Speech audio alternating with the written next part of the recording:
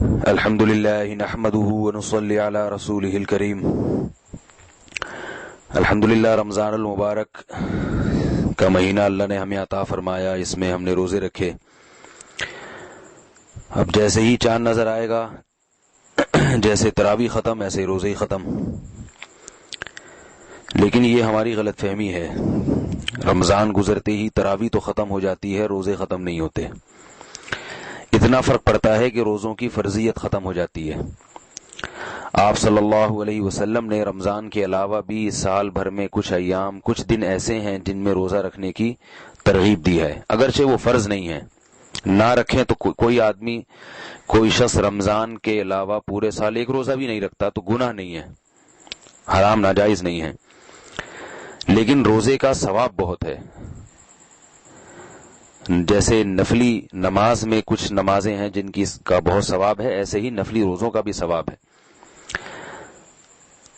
حدیث میں ہے، رسول اللہ صلی اللہ علیہ وسلم نے فرمایا، رمضان کے بعد سب سے افضل ترین روزہ محرم کے مہینے کا روزہ ہے، یعنی 9 اور 10 محرم یا 10 اور 11 محرم۔ تو ہمیں اہتمام کرنا چاہیے کہ 10 محرم کا اور 9 محرم کا ہم روزہ رکھیں۔ اور رمضان کے فوراً بعد جو روزے آتے ہیں وہ شوال کے 6 روزے۔ رسول اللہ صلی اللہ علیہ وسلم نے فرمایا، من صام رمضان ثم اتبعہ 6 من شوال کان کصیام الدہر، جس نے رمضان کے روزے رکھے اور اس کے بعد شوال میں 6 روزے رکھے تو یہ ایسے ہے جیسے پورے سال اس نے روزے رکھے۔ تو رمضان ختم ہونے کے بعد اگر ہمت ہو تو شوال میں بھی 6 روزے رکھنے چاہیے، صحیح ہے، مسلم کی حدیث ہے۔ البتہ بعض علماء کہتے ہیں کہ یہ 6 روزے لگاتار نہیں رکھیں بلکہ تقسیم کر کے رکھیں، تو دونوں طرح سے اختیار ہے۔ پورے شوال میں آپ کسی بھی دن 6 روزے رکھ سکتے ہیں، یعنی ضروری نہیں ہے کہ لگاتار 6 روزے کریں، بلکہ ایک ہفتے میں 2 روزے رکھ لیے، پھر اگلے ہفتے میں 1 رکھ لیا، اس طرح کر کے تقسیم کر کے بھی شوال کا مہینہ گزرنے سے پہلے 6 روزے رکھنے کی بہت فضیلت ہے۔ اس کے علاوہ پیر اور جمعرات کو خصوصیت کے ساتھ روزہ رکھنا، اس کی حدیث میں ترغیب وارد ہوئی ہے۔ آپ صلی اللہ علیہ وسلم نے فرمایا کہ پیر اور جمعرات کے دن اعمال اللہ کے ہاں پیش ہوتے ہیں، فَأُحِبُّ أَن يُعْرَضَ عَمَلِي وَأَنَا صَائِمٌ، میں چاہتا ہوں کہ میرا عمل جب اللہ کے سامنے پیش ہو تو میں روزے سے ہوں۔ اور اس دن میں آپ صلی اللہ علیہ وسلم کی ولادت بھی ہوئی، آپ صلی اللہ علیہ وسلم نے اس لیے بھی اس دن میں روزہ رکھا ہے۔ اس میں بہت ساری حکمتیں تھیں، جیسے آپ ربیع الاول پہ جو میرا بیان ہے اس میں نے یہ وضاحت کی ہے کہ آپ صلی اللہ علیہ وسلم نے اپنی ولادت کے دن روزہ رکھ کر یہ بتا دیا کہ میری ولادت کے دن کو عید کا دن نہیں قرار دیا جا سکتا، کیونکہ روزہ اور عید جمع نہیں ہوتے، تو یہ حکمت بھی ممکن ہے اس میں ہو۔ لیکن بہرحال چونکہ نبی صلی اللہ علیہ وسلم نے پیر اور جمعرات کے روزے کا اہتمام فرمایا ہے، اس لیے ہمارے لیے بھی سنت ہے کہ پیر اور جمعرات کا روزہ رکھیں، اس کی فضیلت دوسرے دنوں کی نسبت زیادہ ہے۔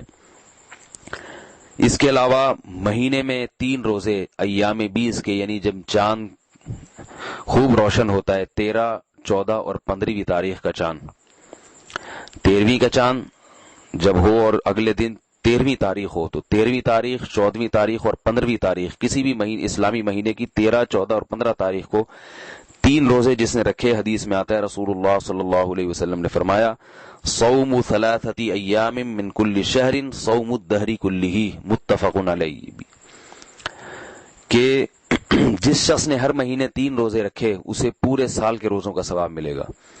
علماء نے اس میں حکمت یہ بیان کی ہے، یعنی اس کی وجہ یہ بیان کی ہے کہ ایک نیکی اللہ کے ہاں 10 نیکیوں کے برابر، تو ایک روزہ اللہ کے دربار میں 10 روزوں کے برابر، 3 روزے 30 روزوں کے برابر۔ تو جب ہر مہینے میں 3 روزے ہوں گے تو اس کا مطلب اللہ کے ہاں یہ لکھا جائے گا گویا اس نے پورا مہینہ روزہ رکھا ہے، تو ظاہر ہے جب ہر مہینے 3 روزے تو پورے سال روزوں کے برابر اس کو ثواب دیا جائے گا۔ یہ حدیث میں فضیلت ہے۔ اور اگر کسی سے یہ نہیں ہوتا، مخصوص ایام جیسے پیر اور جمعرات کو رکھنا کسی کے لیے مشکل ہے، کوئی مثال کے طور پر کسی کو اس دن مصروفیت زیادہ ہوتی ہے یا چھٹی اتوار کو ہوتی ہے تو اتوار کو آسانی ہے، تو کسی بھی دن رکھ لیں، کوئی لازمی نہیں ہے کہ پیر اور جمعرات ہی کی پابندی ہو یا مہینے کے 3 دنوں ہی کی پابندی ہو۔ مقصد یہ ہے کہ ہمارے اعمال میں جیسے فرض نماز کے ساتھ نوافل بھی ہمارے اعمال میں ہوتی ہیں، تو پھر فرض کی کمی کس سے ہوگی؟ نوافل سے پوری ہوگی قیامت کے دن۔ تو ایسے ہی فرض روزہ جو ہے اس کے ساتھ ساتھ انسان کو اپنے اعمال میں، جیسے آج کل کہتے ہیں نا، اسپیئر میں نفلی روزے بھی رکھنے چاہیے. جب آپ لمبے سفر پہ جاتے ہیں تو گاڑی میں جتنے ٹائر ہوتے ہیں ساتھ میں ایک اسپیئر میں ٹائر رکھا جاتا ہے. بھئی کچھ بھی ہو سکتا ہے، یہ ٹائر ضائع ہو سکتا ہے، تو راستے میں کوئی اسپیئر ٹائر تو ہو رکھنے کے لیے. اسپیئر پارٹس ضروری اسپیئر پارٹس رکھے جاتے ہیں لمبے سفر میں. تو آخرت کا جو اتنا لمبا سفر ہے، اس کے لیے بھی جو آخرت کی ہمیشہ کی زندگی ہے، اس میں صرف فرائض پر اکتفا نہیں کرنا چاہیے. فرض روزوں کے ساتھ ہمارے اعمال میں پورے سال میں کچھ نفلی روزے بھی ہونے چاہیے. تو آپ بہتر تو وہ ہے جو آپ صلی اللہ علیہ وسلم نے ایام بتائے ان میں رکھیں، ورنہ جن ایام میں آپ کو سہولت ہو. بعض دفعہ ایسا ہوتا ہے کہ آپ کو گرمیوں میں رکھے ہی نہیں جاتے، آپ کہتے ہیں ہم سردیوں میں رکھیں گے، تو آپ سردی میں رکھ لیں، سردی میں تھوڑے زیادہ رکھ لیں تاکہ گرمی کی بھی تلافی ہو جائے، گرمی میں جو روزے نہیں رکھے.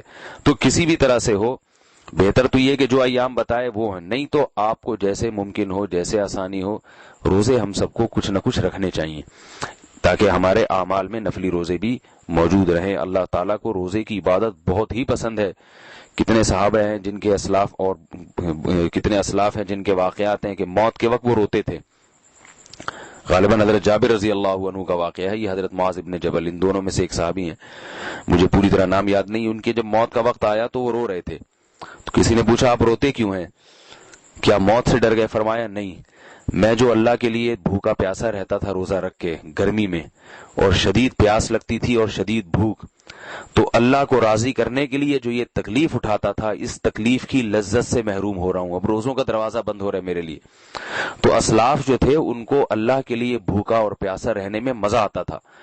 تو جب کوئی شخص روزہ رکھ کے بھوکا اور پیاسا رہتا ہے اور اس کو تکلیف ہوتی ہے، تڑپتا ہے اس کا دل پانی کے لیے، روٹی کے لیے، کھانے کے لیے، لیکن وہ نہیں کھاتا کیونکہ اللہ ناراض ہو جائے گا، تو اللہ کو اپنے بندے کی یہ ادا بہت پسند آتی ہے. تو ہم نے تو اللہ ہی کو راضی کرنا ہے. مصیبت ہم لوگوں کے ساتھ یہ ہے کہ ہم کھا کے اللہ کو راضی کرنا چاہتے ہیں. آج آپ دیکھ لیں جتنی بھی عبادتیں کھانے سے، جو کھانے پینے سے متعلق ہے نا، وہ تو زندہ ہو رہی ہیں. عقیقہ کرتے ہیں بچوں کا، ٹھیک ہے، سنت ہے وہ بھی، لیکن چونکہ کھانے کا تعلق ہے اس سے، لہذا سارے عقیقہ کرتے ہیں، کوئی بھی ناغہ نہیں کرتا عقیقے میں. اور مردوں کے بعد جو میت کے بعد جو تیجے 40 میں جو فضول رسومات ہو رہی ہیں وہ بھی پابندی سے ہو رہی ہیں. کھا کھا کے موٹے موٹے ہوتے چلے جا رہے ہیں اور سمجھ رہے ہیں کہ اس سے اللہ راضی ہو جائے گا. ایک صاحب میرے پاس آئے، کہنے لگے کہ میں جو کھانا کھاتا ہوں اس میں اپنے والد صاحب کی اصال ثواب کی نیت کر سکتا ہوں کیا؟ یعنی کھانا کھاؤں تو جو ثواب ملا ہے وہ والد صاحب کو بھی پہنچ جائے. میں نے کہا اللہ کے بندو، کھانا کھانے سے ثواب نہیں ملتا، پیٹ بھرتا ہے، خون بنتا ہے، توانائی آتی ہے. ثواب تو بھوکا رہنے سے ملتا ہے، روزہ رکھنے سے ملتا ہے. تو روزہ رکھ کے ثواب پہنچائیں والدین کو کہ اللہ میں روزہ اس لیے رکھ رہا ہوں تاکہ تو میرے روزے کے عمل کی لاج رکھ کے میرے والد صاحب کی مغفرت کر دے، میرے دادا کی مغفرت کر دے. تو بھوکا رہنا عبادت ہے، کھانا ضرورت ہے ہماری. اس سے دو فائدے اور ہوں گے. ایک تو میں نے عرض کیا نا کہ آخرت کا تو فائدہ ہے. بہرحال حدیث میں آتا ہے کہ اللہ نے جنت کا ایک دروازہ صرف روزے داروں کے لیے رکھا ہے، اس کا نام ہے ریان. ریان کہتے ہیں سیراب کرنے والا، کیونکہ روزے دار دنیا میں سیراب نہیں ہوا، بھوک اور پیاس برداشت کی ہے، تو اللہ نے ایک جنت میں دروازہ کا نام ہی ریان، کہ یہاں جو آئے گا سیراب ہوگا، یعنی اس کو عام جنتیوں سے بھی زیادہ لذت کی چیزیں دی جائیں گی جس سے اس کی طبیعت سیراب ہو جائے گی، خوش ہو جائے گی. تو روزے میں جہاں آخرت کا فائدہ ہے، دنیا کے دو فائدے روزے میں انسان کو حاصل ہوتی ہیں. ایک فائدہ قوت برداشت، جب بھوکا پیاسا رہتا ہے نا انسان تو برداشت کی قوت پیدا ہوتی ہے. برداشت کی قوت جب ہوگی تو بہت سارے کام ہمارے دنیا کے ایسے ہیں جو برداشت کی قوت نہ ہونے کی وجہ سے ہم ان کا بیڑا غرق کر دیتے ہیں، برباد کر دیتے ہیں. تو جیسے جیسے انسان میں قوت برداشت پیدا ہوتی ہے تو دنیا کے کاموں میں بھی ہوگی. ہر چیز کو ٹائم دے گا، استقامت کے ساتھ برداشت کرنا سیکھے گا. گھر میں بیوی کی برداشت کرے گا، بچوں کی برداشت کرے گا، بچے باپ کی برداشت کریں گے، ماں کی برداشت کریں گے.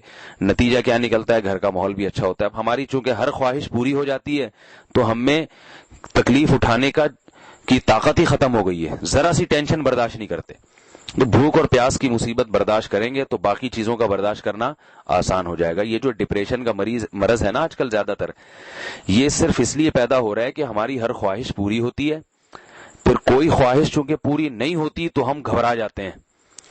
کسی نے بتایا سویڈن میں سب سے زیادہ خودکشی کا ریشو ہے، حالانکہ سویڈن ٹینشن فری ملک ہے، اور تجزیہ نگاروں کا کہنا ہے کہ سویڈن میں خودکشی کا ریشو اسی وجہ سے زیادہ ہے کہ اس میں ٹینشن بالکل نہیں ہے. روزگار بھی ہے اور امن و سکون بھی ہے، سب کچھ ہے۔ تو اب وہ اتنی ترقی کر لی انہوں نے کہ اب وہ ذرا سی ٹینشن برداشت نہیں کرتے، کوئی ذرا سی قدرتی آفت آئی یا کوئی مسئلہ خراب ہو گیا تو خودکشی کر لیتے ہیں، برداشت نہیں ہوتی۔ ہم لوگ چونکہ لوڈ شیڈنگ کے مارے ہوئے لوگ ہیں اور بجلی بھی نہیں ہے، گیس بھی نہیں ہے، تو ہم لوگ بہت سی چیزیں برداشت کر لیتے ہیں۔ تو بھوک اور پیاس کو جس نے برداشت کرنا سیکھ لیا، اللہ اس میں قوتیں، ایسی دفاع کی قوت پیدا کر دیتے ہیں، برداشت کی قوت پیدا کر دیتے ہیں۔ دوسرا فائدہ جسمانی کہ انسان کی صحت بہت اچھی رہتی ہے۔ آپ کسی ڈاکٹر حکیم سے پوچھیں، جو روزے رکھنے والے لوگ ہیں ان کے جسم میں چربی نہیں پیدا ہوتی، ان کو ڈاکٹر کوئی پرہیز بھی نہیں بتاتے، کیونکہ ان کا جسم اتنا بھوکا رہتا ہے نا کہ وہ پھر جو بھی کھائیں گے آرام سے ہضم ہو جائے گا۔ ہلکا پھلکا رہتا ہے انسان کا دماغ، انسان کی آنکھیں، انسان کے کان، یہ ساری کی ساری قوتیں پوری کی پوری سلامت رہتی ہیں، صحیح طرح سے کام کرتی ہیں، دماغ صحیح کام کرتا ہے، تو جسم میں اضافی چربی بنتی ہی نہیں ہے۔ یہ جسمانی فائدہ، اسی وجہ سے روزہ رکھنے والوں کی عمریں لمبی ہوتی ہیں، تو یہ جسمانی فائدہ بھی ہے۔ اس لیے ہمت کریں، اللہ مجھے بھی توفیق دے، آپ حضرات کو بھی توفیق دے کہ ہم رمضان گزرنے کے بعد بھی نفلی روزوں کا معمول بنائیں۔ گھر میں ایسا ہونا چاہیے کہ پیر کے دن، جیسے یہ جو مہینے میں 3 دن ہے، سب گھر والوں کا روزہ ہے، کتنا اچھا لگے گا، سب سحری کریں گے، سب افطاری کریں گے۔ بھئی ہم کیونکہ چاند کی تاریخیں ہم سب گھر والے روزہ رکھتے ہیں، اگر گھر کا ایسا ماحول بن جائے تو وہی رمضان کا مزہ آنا شروع ہو جائے گا۔ اللہ تعالیٰ سمجھنے کی عمل کی توفیق عطا فرمائے، اللہ تعالیٰ سمجھنے کی عمل کی توفیق عطا فرمائے۔